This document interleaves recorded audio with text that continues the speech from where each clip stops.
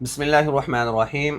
रात सोते में कोई गर्दन पकड़ लेता है, कभी ऊपर बोझ डालता है, कभी साइड पे आके लेट जाता है और ऐसा लगता है कि जैसे दम घुट जाएगा। उस वक़्त न तो बोलने की ताकत होती है और न ही भागने की ताकत होती है। अगर इस तरह की कैफ़ियत आपकी अक्सर हो जाती है तो फिर इसके लिए आपने सोते वक़्त आयतुल कुर्सी पढ़नी है 3 मरतबा। पढ़ने के बाद अपने हाथों पर दम कर लेना है और जिस वक़्त आप आयतुल कुर्सी पढ़ रहे होंगे या पढ़ने के बाद ज़ुबान से भी कह सकते हैं, अपने तसव्वुर में भी सोच सकते हैं कि अगर आज रात को दोबारा मेरे पास कोई आएगा तो मैं उसको मार दूंगा, मैं उसको नहीं छोड़ूंगा। ये ज़ुबान से भी कह सकते हैं और तसव्वुर में भी ये बात सोच सकते हैं। हाथों पे दम करने के बाद अपने पूरे जिस्म पर फेर लें। आयतुल कुर्सी 3 मरतबा पढ़नी है और फिर उसके बाद सोते वक़्त 3 मरतबा सूरतुल इखलास बिस्मिल्लाहिर्रहमानिर्रहीम कुल हुवल्लाहु अहद अल्लाहुस समद लम यलिद वलम यूलद वलम यकुल लहू कुफुवन अहद 3 बार पढ़ेंगे बिस्मिल्लाह के साथ।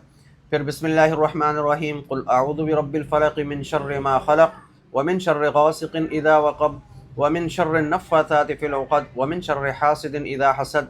यह भी बिस्मिल्लाह के साथ 3 मरतबा और आखिर में कुल अऊज़ु बिरब्बिन नास बिस्मिल्लाह के साथ बिस्मिल्लाहिर्रहमानिर्रहीम कुल अऊज़ु बिरब्बिन नास मलिकिन नास इलाहिन नास मिन शर्रिल वसवासिल खन्नास अल्लज़ी युवस्विसु फ़ी सुदूरिन नास मिनल जिन्नति वन नास। 3 मरतबा इस आखिरी सूरत को भी पढ़ना है। पढ़ने के बाद आपने अपने ऊपर दम कर लेना है और सो जाना है। अगर रात को दोबारा आपके पास इस तरह का कोई भी मामला होता है तो फिर उस सूरत में आपको ताकत हासिल होगी, आपको इतनी हिम्मत होगी, आपकी सोच काम कर रही होगी कि ये जो जिन्नात का हमला मुझ पर हुआ है, मैंने इसको कैसे देखना है, कैसे हल करना है।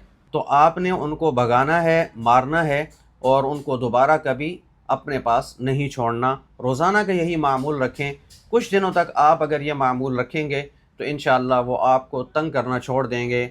आपके ऊपर जो जिस्म पर बोझ डालते हैं, इसी तरह आपकी ज़ुबान बंद कर देते हैं, आपके पास आके लेट जाते हैं, तो इस तरह की सारी जितनी भी कैफ़ियत जिनसे आप गुज़रते हैं, जो वाक़यात आपके साथ होते रहते हैं, ये सब ख़त्म हो जाएंगे इंशाअल्लाह अल्लाह के फ़ज़ल व करम से।